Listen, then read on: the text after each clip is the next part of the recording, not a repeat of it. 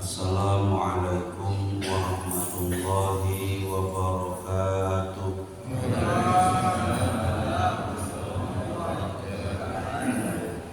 Alhamdulillah alladzi wa'ada lil muttaqin al-jannah allati fiha na'imun muqim. Asyhadu an la ilaha illallah wahdahu la syarika lah wa asyhadu anna sayyidana Muhammadan abduhu wa rasuluhu ad-da'i ila ad-dinil qawim. Allahumma salli ala sayyidina Muhammadin wa ala alihi wa ashabihi alladhina ihtadaw ila sabilil mustaqim. Amma ba'd. Qala ta'ala fi kitabihil karim, a'udzu billahi minasy syaithanir rajim. Ya ayyuhalladzina amanu taqullaha wal tanzur nafsum ma qaddamat lighad wattaqullaha innallaha khabirum bima ta'malun. Shadaqallahul adzim. Hadirin yang saya muliakan, saya hormati Ketua BKM Masjid Nurul Huda serta seluruh pengurusnya yang hadir pagi hari ini. Yang saya hormati, yang saya muliakan, para ulama, para ustadz, wabil khusus Imam Rawatib Masjid Nurul Huda, serta seluruh jamaah salat subuh yang dimuliakan Allah Subhanahu wa ta'ala.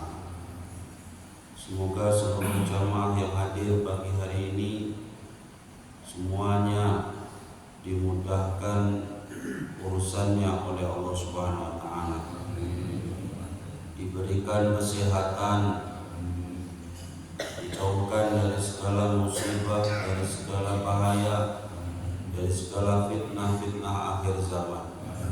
Amin Allahumma amin Allahumma marah-marah gitu. Bapak Ibu yang saya muliakan, marilah sama-sama bersyukur kepada Allah dengan mengucapkan lafaz alhamdulillahirabbil alamin. Bersolawat kepada Nabi Muhammad, mengharapkan syafaat di hari kiamat dengan mengucapkan lafaz Allahumma sholli ala sayyidina Muhammad. Semoga kelak kita semua menjadi umat yang diakui di hari kiamat. Amin Allahumma amin. Bapak Ibu hadirin yang mulia, Sayyidina Utsman bin Affan, sahabat Nabi Muhammad sallallahu alaihi wasallam. Siapa Sayyidina Utsman bin Affan, Bu? Sahabatnya. Kenal sama Sayyidina Utsman bin Affan? Kenal di mana? Iya, sahabatnya Nabi, menantunya Nabi. Dua putrinya Nabi dinikahkan dengan Utsman bin Affan radhiyallahu anhu. Setelah Ruqayyah, Sayyidah Ruqayyah wafat, kemudian dinikahkan lagi Ummi Kulsum, putrinya Nabi Muhammad sallallahu alaihi wasallam. Karena Utsman bin Affan menikahi dua putri Rasulullah setelah meninggalnya, ya, jangan disalahpahami. Karena menikahi adik kakak secara bersamaan tidak boleh. Tapi kalau kakaknya duluan kemudian meninggal, kemudian adiknya juga mau lagi, maka tidak apa-apa. Sebab menikahi dua putri Rasulullah, maka Utsman bin Affan radhiyallahu an mendapat gelar Dzunurain. Apa itu Dzunurain? Yang mempunyai dua cahaya. Kata Utsman bin Affan radhiyallahu anhu, ada 4 hal yang zahirnya itu utama. Zahirnya ini suatu keutamaan, tapi batinnya adalah suatu kewajiban. Zahirnya ini adalah amal yang utama, tapi batinnya adalah suatu kewajiban. Yang utama ini bagaimana maksudnya? Di dalamnya terdapat kebanyakan kebaikan yang sangat banyak. Khairun katsir. Di dalamnya terdapat kebaikan yang sangat banyak, tapi batinnya wajib. Yang pertama adalah berkumpul dengan orang soleh. Berkumpul dengan orang soleh. Salah satu obat hati adalah berkumpul dengan orang soleh. Berkumpul dengan orang soleh ini adalah suatu keutamaan. Bahkan dalam ilmu akidah akhlak, siapa yang ingin dekat dengan Allah, jangan salah cari kawan. Berkawanlah hanya kepada orang yang perilakunya bisa membangkitkan semangat kita untuk menjadi lebih baik. Jangan berkawan dengan orang yang perilakunya tidak membangkitkan diri kita untuk menjadi lebih baik. Jangan berkawan dengan orang yang kata-katanya tidak menunjukkan kita ke jalan Allah. Maksudnya begini, kita kalau berkawan sama orang yang di bawah kita levelnya adalah ibadah, itu akan menjadikan kita malas ibadah. Karena kumpulannya orang-orang yang tidak pernah sholat, akhirnya kita tidak sholat pun akan terasa biasa-biasa saja. Nggak nyesel, nggak takut. Orang kawan-kawan pun nggak ada yang sholat. Begitu juga kalau kita melakukan keburukan, karena kawan-kawannya ini ngeslot semua misalnya, yang melakukannya itu juga tidak ada rasa berdosa, rasa bersalah. Orang kawan-kawan pun ngeslot, ya aku kayak gini pun wajar. Kok sudah kita berpikir seperti itu, itulah hati sudah mulai rusak. Jelas-jelas itu dosa, tapi kita melakukannya tidak ada rasa penyesalan, tidak ada rasa bersalah. Ini hati kita sudah mulai rusak. Makanya jangan sekali-sekali kita berkawan dengan orang yang tidak soleh. Berkawan dengan orang soleh, di dalamnya terdapat kebaikan yang sangat banyak. Namun apa yang wajib dari berkawan dengan orang soleh? Yaitu meneladani, mengikuti perilaku orang soleh. Ini yang wajib. Yang kedua, cepat wae ya. Yang kedua, kata Utsman bin Affan radhiyallahu anhu, membaca Al-Quran. Apa bu? Baca Al-Quran itu adalah suatu amal yang utama. Baca Al-Quran tidak di dalam sholat. Baca Quran biasa ini mendapat 10 kebaikan setiap 1 hurufnya. Enggak sholat baca Quran setiap hurufnya dapat 10 kebaikan. Kalau kita dengarkan orang baca Quran, dengarkan saja orang baca Quran itu dapat 1 huruf 1 kebaikan. Cuma dengarkan saja. Bagaimana kalau kita baca sendiri? Orang sholat baca Quran sambil sholat maka mendapat 50 sampai 100 kebaikan. Baca Quran begitu banyaknya. Tapi ada yang lebih bagus daripada sekedar baca Quran. Apa itu? Mengamalkan isi daripada Al-Quran.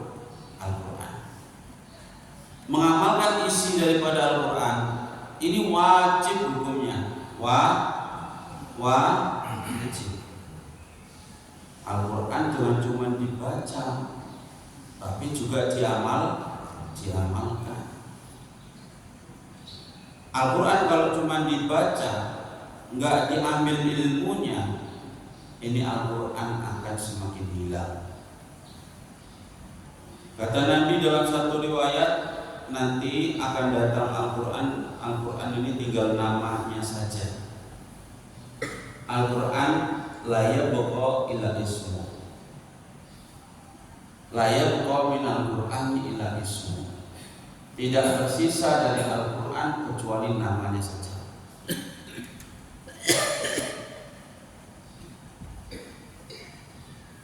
Al-Quran akan tulisan dari tulisan saja. La yabqa minal islami illa ismu. Tidak tersisa dari Islam kecuali nama. La yabqa minal Quran illa kitabatu illa rasul. Tidak tersisa dari Al-Quran kecuali tulisannya saja. Ya. Akan datang zaman di mana Islam tinggal nama.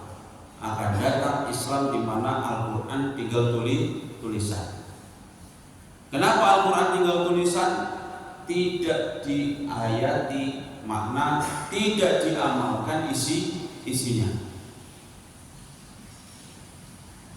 Sekarang kan pesantren tahfiz kan banyak Ustaz. Iya, pesantren tahfiz banyak, tapi Al-Quran cuma dihafalkan saja, tidak diambil ilmunya, diartikan, dipahami, diamalkan. Yang wajib itu mengamalkan, tidak menghafalkan. Bu,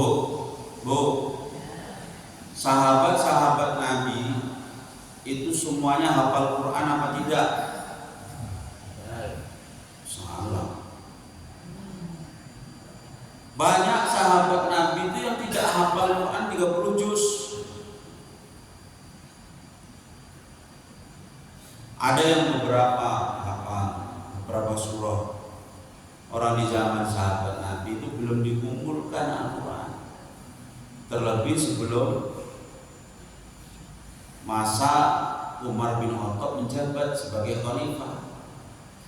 Waktu Umar bin Khattab menjabat sebagai khalifah itulah Al-Quran baru dikumpulkan. Artinya masih ya ada yang hafal berapa surah. Kemudian karena terjadi perang, banyak sahabat yang hafal Quran meninggal. Kalau Umar bin Khattab beristihad, ini kalau kayak gini terus yang hafal Quran habis, untuk anak cucu kita nggak ada tinggalnya. Dipanggil semua sahabat-sahabat yang hafal Quran, dikumpulkan, kemudian ditulis dalam satu mushaf, itulah 30 juz. Sebelumnya itu ya ada yang hafal beberapa surah. Sahabat-sahabat yang utama beda dengan Utsman bin Affan, Ali bin Abi Thalib, Abu Bakar As-Siddiq. Mereka sudah pasti hafal Quran 30 juz. Yang lain-lain yang baru masuk Islam, kemudian digali jauh dari Nabi, ya banyak yang tidak hafal Quran 30 juz. Tapi mereka semuanya mengamalkan Al-Quran. Halo. Halo, mengamalkan Al-Qur'an. Ini bedanya mengamalkan sama menghafalkan. Yang wajib menghafal atau mengamalkan? Mengamalkan.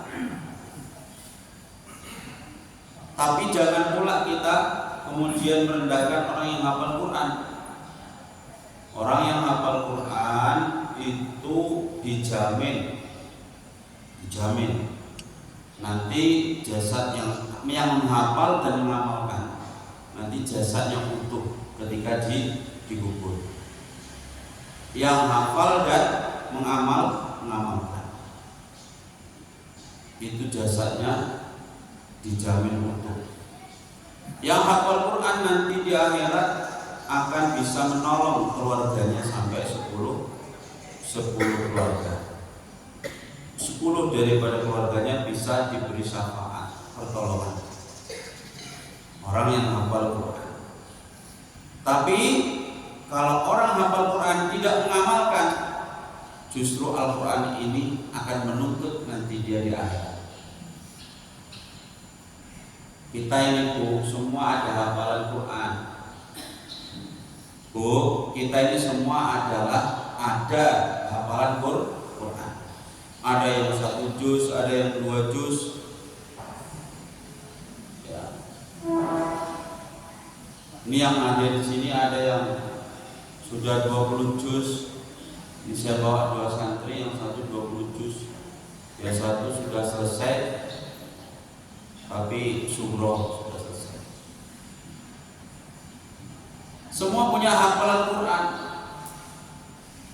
Masing-masing punya hafalan Quran. Tapi hafalan Quran itu bisa menjadi nanti penyelamat kita, juga bisa menjadi akan menuntut kita di akhirat. Tergantung kita bagaimana. Layak minal Qur'ani ila rasmu. Tidak tersisa dari Al-Quran kecuali tulisannya. Kalau tidak diambil ilmunya, maksudnya mengambil ilmu daripada Al-Quran, tidak dikaji. Di Al-Quran itu ada fikihnya, ada akhlaknya, ada tauhidnya. Ya, itu semua ada di dalam Al-Quran. Dibaca saja, dihafal saja untuk lomba tahfiz, lomba ini, tapi tidak dihayati, tidak diamalkan. Ini bahaya. Gawe Pak Maimun Zubair, engkau Al-Quran lama-lama akan hilang ilmunya. Ilmu ini akan hilang dari muka bumi. Salah satu tandanya ilmu ini akan hilang dari muka bumi, Al-Quran tidak lagi diambil ilmunya, tapi cuma dihafal dan dibuat simak-simakan lomba-lomba. Ternyata sekarang sudah muncul setiap tahun lomba tahfiz ada, lomba ini ada. Tapi jarang yang lomba memaknai, lomba mengamalkan Al-Quran. Jarang lomba mengamalkan Al-Quran, itu jarang. Yang ada itu lomba menghafal Quran. Anak-anak kecil sudah hafal 30 juz. Anak-anak kecil sudah 30 juz. Tapi mengamalkan Quran ini yang wajib. Yang ketiga, kata Sayyidina Utsman bin Affan, ziarah kubur. Ini hukumnya sunnah. Nabi pernah bersabda dalam satu riwayat, kuntu nahaitukum an ziaratul kubur. Saya pernah melarang kalian dari ziarah kubur. Awal-awal Islam dulu kularang kalian ziarah kubur. Fazuruha, sekarang kalian ziarahlah. Fa innaha tudzakirul akhirah, fa innaha tudzakirul maut. Karena dengan ziarah bisa mengingatkan kepada kematian. Ziarah bisa mengingatkan kita kepada kematian. Makanya Nabi Shallallahu Alaihi Wasallam menyuruh kita ziarah. Makanya kalau ada orang bilang ziarah itu syirik, ziarah itu apa? Itu tinggal bagaimana cara ziarahnya. Kalau datangi kubur terus di kuburan nangis-nangis minta, "Mbah, utangku akeh tenan, Mbah. Akeh tenan umet basku mikir utang."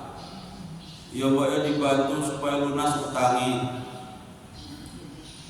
Lah minta-minta sama orang yang sudah meninggal, ini baru syirik.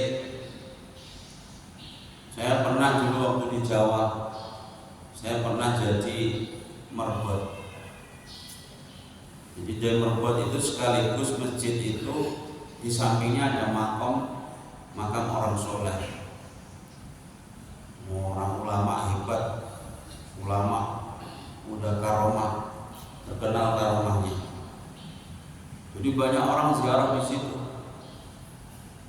Orang asal mau daftar tentara, mau masuk tentara, itu sering mau melamar kerja, sering datang ziarah di situ. Kadang saya nampak ditinggal fotonya di situ. Saya tukang bersih makamnya, tak delok foto ini sopo lagi tinggal di sini. Biar gimana gitu.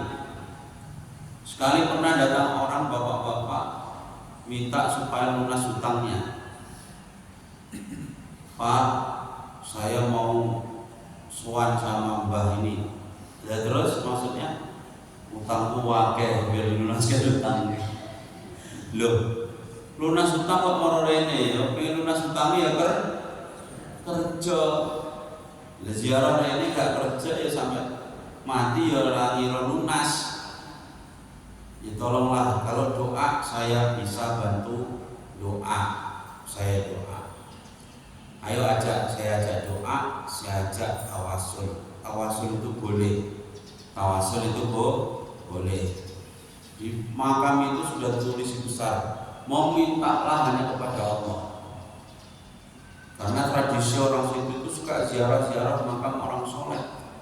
Saking rajinnya ziarah makam orang soleh sampai lupa ziarahi mamanya sendiri. Mamanya masih hidup, lupa didatangi, tapi ziarah ke kuburan-kuburan. Itu di Jawa sana, di sini Pak Rosoy. Ada juga. Oh, berarti ketularan dari sini.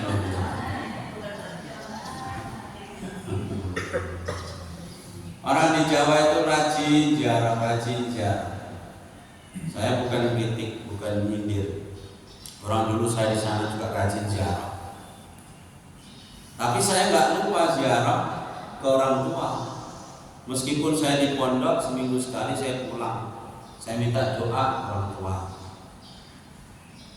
Ya, capek mama kerja, saya kusui telapak kakinya, saya kusui.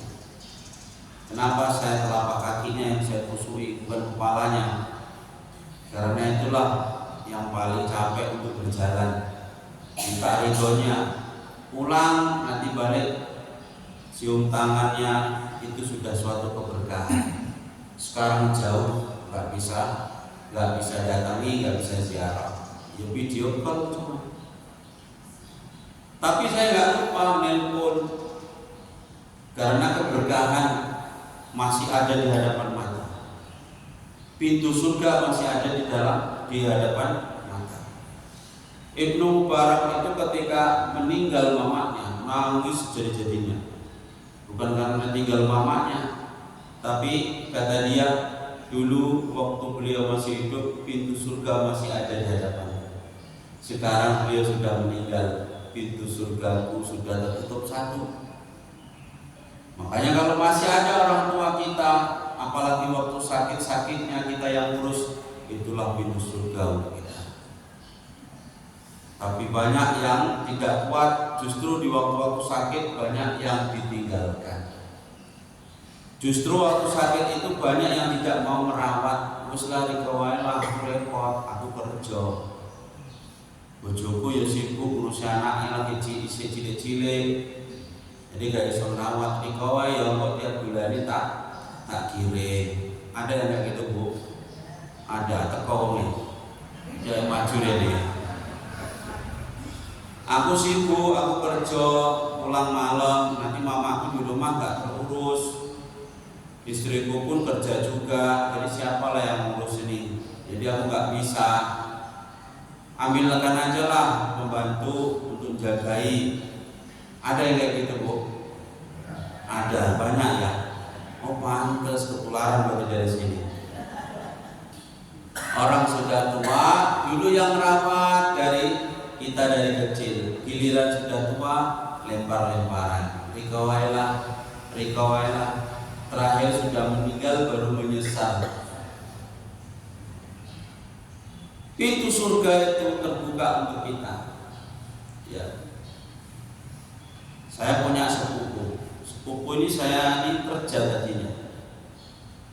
Karena Pak D saya itu sakit, kena gula, kakinya diamputasi, jadi nggak bisa kerja, harus dirawat. Sepupu saya ini berhenti dari kerja karena merawat Pak D saya ini. Pertama saya waktu musyawarah ikut siapa, karena biasa kalau pulang itu ke rumah mama saya adik dari Pak D saya. Jadi siapa yang merawat ini waktu sakit ini? Ya anaknya lah, sepupu saya ini. Tapi kerja, ya gimana? Berhenti dari kerjanya karena pengen merawat orang tua. Karena disitulah kesempatan berbakti kepada kedua orang tua. Ya kalau panjang umurnya, kalau tidak, nggak ada kesempatan lagi berbakti kepada kedua orang. Dan jangan kita pernah mengira ya kalau kita merawat orang tua itu rugi. Keberkahan akan datang di rumah kita, akan diganti oleh Allah kemudahan-kemudahan yang sangat banyak. Meskipun berhenti dari kerjaannya, rezeki suaminya menjadi lebih mudah, dimudahkan. Ini enggak dilempar-lempar, masih hidup enggak didatang-datangi, malah ziarah ke makam ini makam itu. Boleh ziarah ke makam ini makam itu, tapi jangan lupa ziarah ke orang tua. Ziarah kubur itu bagus, terlebih ziarah ke makam kedua orang tua. Jadi ziarah ke orang tua di kuburan boleh Ustaz, boleh. Bahkan kalau bisa setiap Jumat. Ustaz makamnya jauh Ustaz, doakan setiap hari. Kalau dekat ziarahi setiap Jumat. Kalau di Jawa itu biasanya itu siap-siap sholat Jumat, karena makamnya itu belakang masjid biasanya. Di sini kan masjid jarang yang dekat makam. Di mana sini masjid yang dekat makam? Ada. Itu biasanya masjid-masjid kuno yang seperti itu.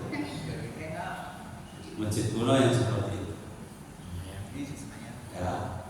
Itu masjid kuno kayak gitu. Di Jawa kayak gitu. Siap sholat Jumat mereka ziarah ke orang tua. Saya kan nggak siap sholat Jumat, mampir warung rondo. Siap sholat Jumat ziarah ke makam. Sekarang mampir warung ngopi di sini sebelum pulang. Pulang ditanya istrinya, dari mana kok lama kali? Sholat Jumat. Padahal udah mampir di warung tadi lama kali ya. Orang-orang dulu gitu, siap sholat Jumat mampir ziarah, doakan orang tua. Dan sekarang saya lihat di Medan itu jarang sekali masjid yang dekat sama makam. Nah, ziarah itu boleh. Tapi ada yang lebih baik, ada yang lebih daripada ziarah. Apa itu? Ziarah kubur itu utama, itu baik, tapi ada yang lebih daripada ziarah kubur, yaitu mempersiapkan amal untuk hidup di alam kubur. Itu hukumnya wajib. Mempersiapkan diri untuk hidup di alam kubur itu hukumnya wajib. Ziarah kubur sunnah, tapi persiapan untuk hidup di alam kubur hukumnya wajib. Gak tahu kita ini Pak, kapan kita ini jatuh sakit, kapan kita ini diambil oleh Allah Subhanahu wa Ta'ala. Hari Kamis lusa, ini hari apa? Sabtu, Jumat, Kamis. Kamis pagi, waktu saya ngaji sama anak-anak, tahu-tahu datang ibu-ibu nangis-nangis. Saya dipanggil sama istri, Abi ada tamu. Tamu siapa pagi-pagi gini? Itu orang, katanya bapaknya mau meninggal, sudah di sini apanya? Abi disuruh nalkin. Aduh yang kayak gini lah katanya. Aku kalau kayak gitu paling nggak tahan, lemes langsung nih. Sering saya datangi kayak gitu. Bilang lah dia, aku asam lambung gitu. Aku nengok kayak gitu asam lambung, bukan bu bilang. Orangnya udah di sini mas, nangis-nangis. Nah, itu saat itu aja lah, orangnya maunya emas. Orang Jawa manggil suaminya emas tuh. Meskipun orangnya nggak kayak emas, tapi emas. Emas, orangnya maunya emas, yang kaya. Aku mikir, orang yang datang ke rumah saya sering kayak gitu. Pernah tak tolak mentah-mentah. Ustaz, tolong Ustaz, bapak saya meninggal Ustaz. Lah terus suruh hidupin lagi? Enggak, maksudnya bapak saya meninggal tapi masih melek. Maksudnya Ustaz ini kan biar merem. Aduh, gini meneh. Melek bu, meninggal melek, disuruh meremke. Saya trauma waktu saya kecil, umur 3 tahun sampai sekarang masih ingat. 3 tahun itu sampai sekarang masih ingat. 3 sampai 4 tahun itu.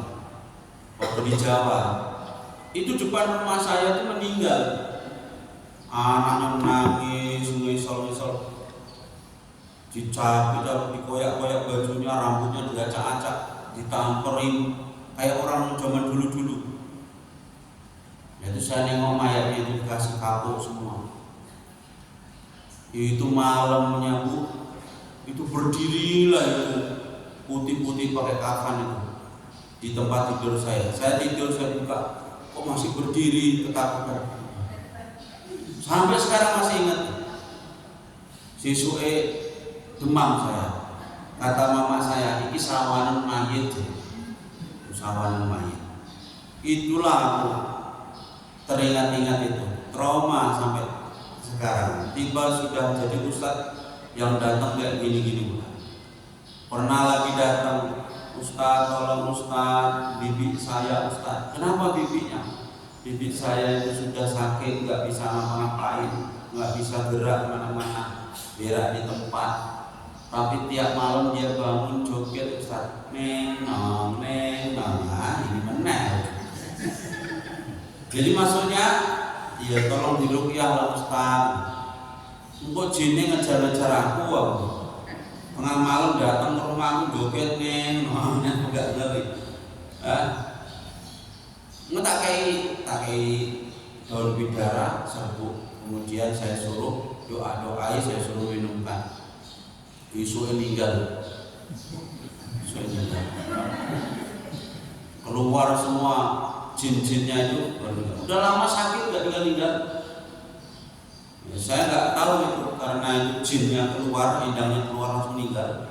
Entah keracunan nggak ngerti saya. Yang pasti meninggal. Jinnya keluar semua. Ini bu baca-baca 30 ayat kursi, baca-baca Al-Fatihah, waktu minumkan baca-baca juga kepanasan dia, kepanasan keluar semua jinnya, meninggal. Kemis kemarin itu datang pagi-pagi orang Ustaz, sudah di sini nyawa bapak saya. Tolonglah Ustaz talqin. Aku ngajak satu lagi kawan, ayo ikut saya. Saya nggak berani, saya nggak bisa. Udah ayo, aku tuh nggak berani nih. Bodoh ya lawan ini. Saya belum bisa, aku juga belum bisa. Ayo, bonceng. Maksudku ajak kawan. Nanti kalau pas di situ saya pingsan, ada yang gendong saya gitu maksudnya. Datang kami berdua. baca Yasin sambil gemeter namanya. Yasin wal Qur'anil Hakim innaka laminal mursalin ala surat sampai hampir siap untuk nengok. Hilang hafalan kumang kepala. Bulat kepala. Merem udah gak sadar tapi ya Allah. Ulangi mana selesai akhirnya. Selesai gak tinggal-tinggal Bu. Mulai jam 2 pagi sampai esok setengah 8. Bayangke sakitnya kayak mana. Mayat itu setengah jam saja kayak gitu sakitnya ya Allah. Ini sampai jam 2 pagi sampai jam setengah. Berapa jam? Masya Allah sakitnya. Makanya semua yang hadir semoga nanti meninggalnya husnul khotimah. Amin Allahumma. Kalau bisa jangan sekarang. Nanti kalau udah tua kali. Apalagi yang ngomong ini semoga nanti 100 tahun lebih baru meninggal. Orang masih ngomong amin, amin. Ngono kan jeneng Allah, amin. Tak donga umur panjang semua Pak ya. Bu, umurnya panjang, sehat-sehat ya Bu ya. Pokoknya kurang kiamat kurang 2 hari baru meninggal. Sehat kabeh. Tak bacakan yang gitu enggak meninggal-ninggal bisa. Ngurok-ngurok di sini. Oh, gimana nih? Saya tanya anaknya, "Dik, apa Bu, ini bapaknya punya utang apa?" Kadang biasanya gara-gara utang. Ada Pak Ustadz, ada. Lah iki yang sama siapa utangnya? Sama si fulan. Ada di utang sama si fulan tapi nggak tahu lagi di mana keluarganya. Sudah meninggal orangnya. Anak-anaknya tahu Pak Ustadz, nanti bayarkan ke anak-anaknya. Iya Pak Ustadz, nanti saya bayarkan. Dia bilang sama bapaknya, Pak, utang bapak ini sama si fulan itu nanti saya nanggung, saya bayar. Udah bapak tenang saja, bapak ikhlas. Ada lagi, oh ada Pak Ustadz, utang ini. Dia udah bilang, itu sudah diikhlaskan Pak Ustadz. Bilang aja, Pak, utang sama si fulana sudah diikhlaskan. Apa itu? Bilang. Makanya bapak-bapak kalau nyimpen utang bilang mulai sekarang Pak. Ya ini serius. Orang kalau sudah tua ini gak usah nyimpen utang gak bilang-bilang gak usah. Saya pengalaman. Ya, jadi orang mau meninggal waktu sakit wasiat. Ya. Dan kalau punya utang bilang. Kalau nyimpen duit bilang. Saya karena pernah mengalami kayak gini, pagi-pagi bangun-bangun tidur rupanya sempoyongan saya oyong. Kenapa ini? Ini berdebar-debar kayak mau meninggal. Sesak napas, jalan sempoyongan. Bukan karena sebotol minuman ya, jalan sempoyongan. Ini karena asam lambung. Jadi saya bilang sama istri saya, Dik, nanti kalau saya kenapa-napa itu saya nyimpen duit 5 juta di lemari itu di saku sudah. Nah kan, tahuan balikan duit kan. Iya Dik, tolong nanti kalau kenapa-napa saya itu duit pakai. Pagi itu juga saya dibawa ke rumah sakit Ada Malik. Ada Malik tahu kan Pak? Karena takut kalau rumah sakit yang kecil-kecil nanti nggak sanggup soalnya akhirnya jantung. Dibawa dia langsung di poli jantung. Di poli jantung dirawat di situ setengah hari. Kata perawatnya, Bapak ini jangan main-main. Main-main kenapa? Pak, saya ini kebetulan sakit dokter. Tidak semua sakit di dada itu sakit jantung. Ini pil ini Bapak ini. Ini pil untuk sakit jantung. Nanti kalau ada reaksi sakit kepala malah itu berarti Bapak nggak sakit jantung. Pilnya di bawah lidah.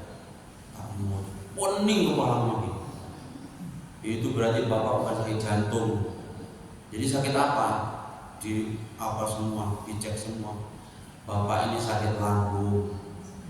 Sakit lambung Bapak. disuntik ranitidin, disuntik sakit lambung sembuh. Akhirnya boleh pulang, meskipun masih agak sempoyongan, ya. Tapi ingat, bukan karena sebotol minuman, masih sempoyongan. Yang saya ingat-ingat itu cuma satu, nyesel saya itu. Duitku tadi, duitku sudah terlanjur aku kasih tahu sama istri saya. Duit kalau sudah ketangkep Polda, polisi dapur, nggak ngilang balik, iya Bu. Ayah kali, tahu nggak jadi meninggal kayak gini, nggak kasih tahu tadi duit tadi, selenyap lagi. Makanya Pak, kalau punya utang, kalau punya apa, bilang saja sama istri, ya bilang. Nah iso utang itu yang dikasih tahu, simpenannya jangan dulu, jaga-jaga nanti nggak jadi tinggal. Utangnya ya ditahu semua. Aku punya utang sama si bulan. Ini orang tinggal diusah ke wong aja, utangnya pakai kan. Orang tinggal aja kan udah bilang utang semua, utangnya bilang. Atau ditulis di sebuah buku, ditulis utang sama si bulan, utang sama, nanti bilang, Dek nanti kalau kenapa-napa itu catatan semua ada di situ, nanti buka, nah, surprise utang semua. Tapi nih iso duit simpenannya dikasih tahu, biar orang meninggal itu enggak, kadang meninggal beban, meninggal tapi meninggal beban, utang semua, ya. Rio apanya warisannya nggak ada, utangnya pakai, hapus lah. Jadi bapak ini tadi setelah dibilang kayak gitu langsung belum meninggal juga ya. Tak bacakan yang sudah. Datang Ustadz satu lagi kawan saya. Ini kayak mana sih? Tadi udah dibacakan Ustadz Yasin sekali, belum meninggal. Tadi malam apa udah dibaca? Oh iya tadi malam Ustadz sudah sekali. Berarti sekali, 2 kali. Kira-kira kalau 3 kali selesai. Ayo kita bacakan Yasin sekali lagi. Baca lagi Yasin sekali lagi. 3 kali kan udah. Langsung Pak ikuti Ustadz ini tadi. Pak ikuti saya Pak ya, dalam hati Pak. Karena dia dengar Bu, nangis dia.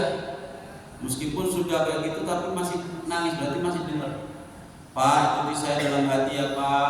La ilaha illallah, la ilaha illallah. Semua yang di ruangan itu ikut ucapin la ilaha illallah. Ada 3-7 kali.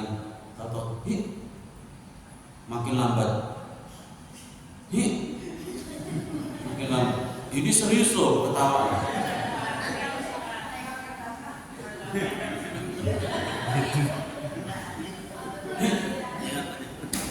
Tahu-tahu udah diem. Kata kawan saya ini tadi samping, udah Pak, yuk mau ninggal lo ditakoni, udah. Mau ninggal lo ditakoni, udah.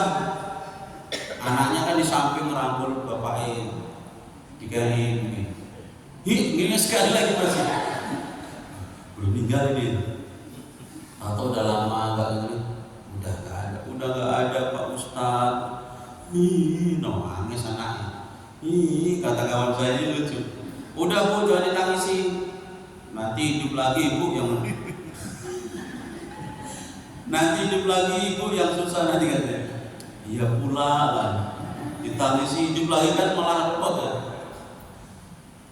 Berapa semua. Itu kenapa kok jadi drop? Stroke sudah 2 tahun. Stroke sudah 2 tahun. Jadi anaknya ini kerja di Kamboja. Di Kamboja meninggal. Itulah jadi pikirannya, jadi drop sampai meninggal. Maka ibu-ibu, bapak-bapak yang sudah berumur, gak usah banyak pikiran, dijaga cara berpikirnya, jangan sampai kepikiran kali. Ya, kita kalau sudah berumur ini harus banyak-banyak berserah pada Allah. Ada masalah anak-anak kita, udah serahkan kepada Allah. Memang nampaknya kita tega kali. Kita sudah nggak lagi waktunya mikir masalah dunia. Yang kita pikirkan harus masalah akhirat. Mamaku itu hidupnya enak. Adik saya ada masalah rumah tangga, ya urusilah kono kabeh karo dulur-dulurmu. Aku wis kesel kok ngurusi riko-riko kabeh waktu cilik. Urusi karena jalan bantuan kakakmu, abangmu, kakak-kakak dirembuk sak keluarga. Memang harus begitu. Bukan mama saya itu orang bangsa tega. Orang yang kalau sudah tua itu jangan lagi mikirkan masalah anak-anaknya, cucu-cucunya. Itu biar diurus mereka masing-masing. Kita ini urus diri sendiri menghadap persiapan kita di alam kubur. Ini mikir anaknya sampai kayak gitu. Meskipun kayak manapun Bu, Pak, yang namanya anak pasti terpikir. Tapi kita jangan salah pikir. Ingat kesehatan kita. Sampai stroke kayak gitu. Ya Allah. Memang ya kalau masalah itu kayak gitu, pura-pura nggak mikir pun tetap terpikir ya Pak. Pura-pura nggak mikir aku. Tetap gak iso mangan gak selero, mikir anak mau kayak mana. Tapi harus ingat Bu, kita punya Allah lah yang harus kita minta. Ya Allah, nggak sanggup lagi memikirkan masalah ini.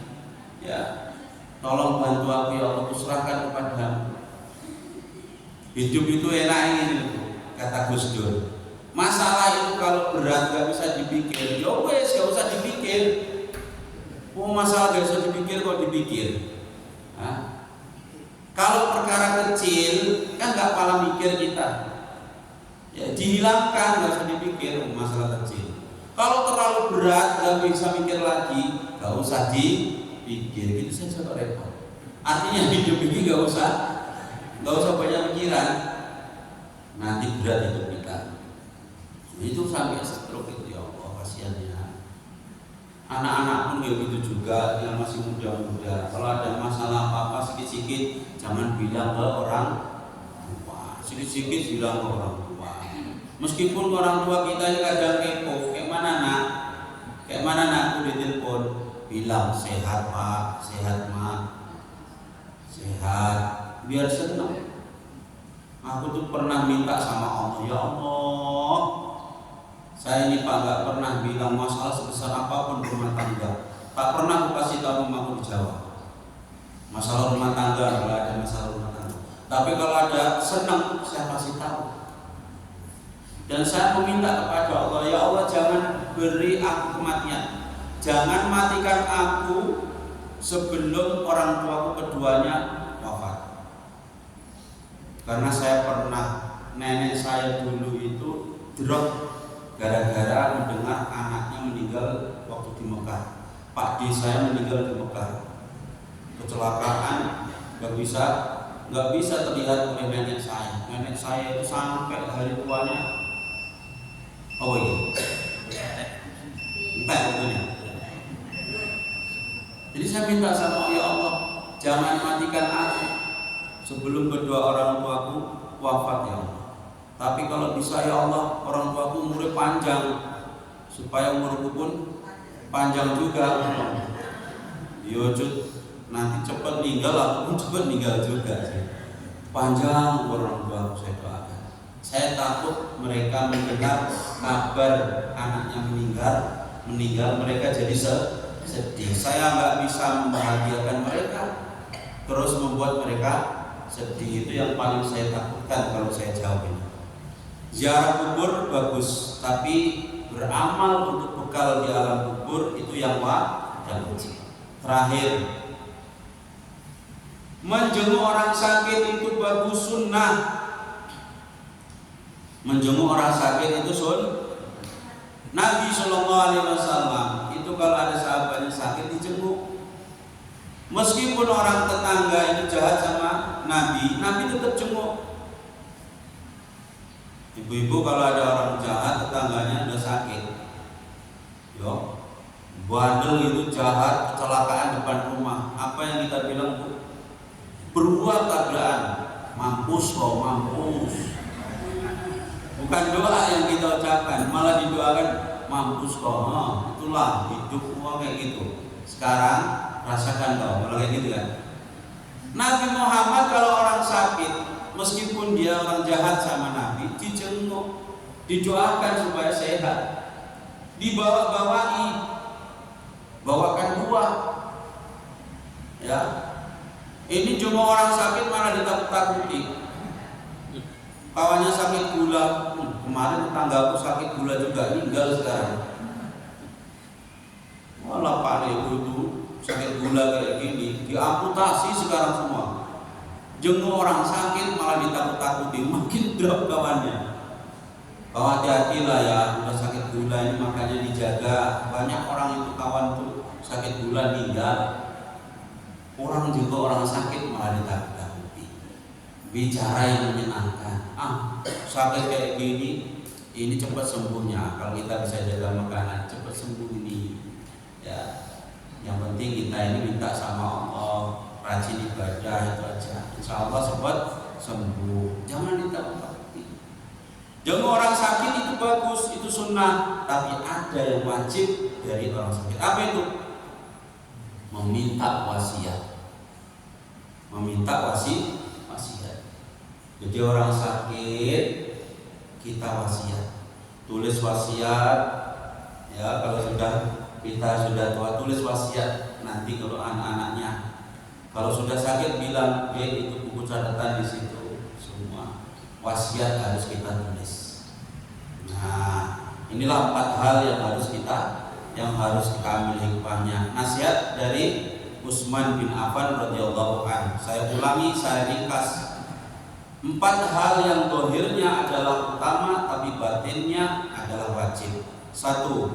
Berkumpul dengan orang soleh, itu utama, tapi wajib mengikuti perilaku amalan orang soleh. Yang kedua, baca Quran itu bagus, tapi mengamalkan isi Al-Quran itu wajib. Yang ketiga, ziarah kubur itu sunnah bagus, tapi beramal untuk bekal di alam kubur ini wajib. Yang terakhir, menjenguk orang sakit itu utama, itu bagus, tapi yang wajib ketika menjenguk orang sakit meminta wasiat, minta wasiat. Ya, karena wasiat orang sakit biasanya diingat-ingat. Bapakku dulu sebelum meninggal dia pesan sama kami begini-begini, diingat terus sampai mati. Makanya kalau orang sudah sakit, usahakan kasih nasihat, wasiat. Semoga bermanfaat. Terima kasih atas segala perhatian. Mohon maaf atas segala kekurangan. Mari sama-sama mohon kepada Allah agar pertemuan pagi hari ini mendapat berkah, mendapat ridho, dan menjadi ilmu manfaat bagi saya pribadi dan Bapak Ibu sekalian. Astaghfirullahaladzim. Astaghfirullahaladzim. Astaghfirullahaladzim. Alladzi la ilaha illa huwal hayyul qayyum wa atubu ilaih. A'udzu billahi minasyaitonir rajim. Bismillahirrahmanirrahim. Alhamdulillahi rabbil alamin. Hamdan yuwaffi ni'amahu wa yukafi'u mazidah. Ya Rabbana lakal hamdu kama yanbaghi li jalali wajhikal karim wa 'azimi sultanik. Allahumma shalli ala sayyidina Muhammadin al-Fatih lima ughliq wal khatim lima sabaq nasiril haqqi bil haqqi wal hadi ila siratikal mustaqim wa ala alihi wa sahbihi haqqa qadrihi wa miqdaril azim. Allahumma ij'al istima'ana hadha istima'an mubarakan waj'al iftiraqana ba'da hadha iftiraqan ma'suman marhuman. Allahumma anfa'na bima 'allamtana wa 'allimna alladhi yanfa'una wa zidna ilma. Allahumma iftah qulubana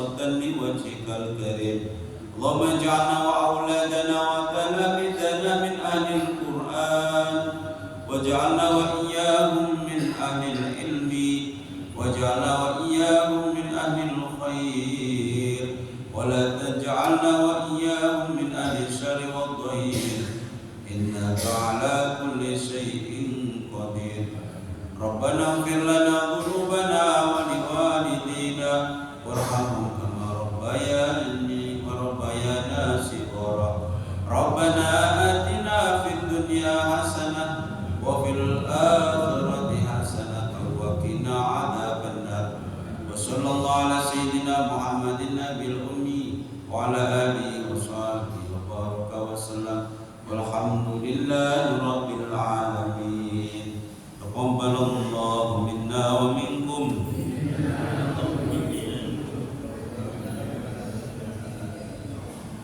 سبحانك اللهم وبحمدك أشهد أن لا إله إلا أنت أستغفرك وأتوب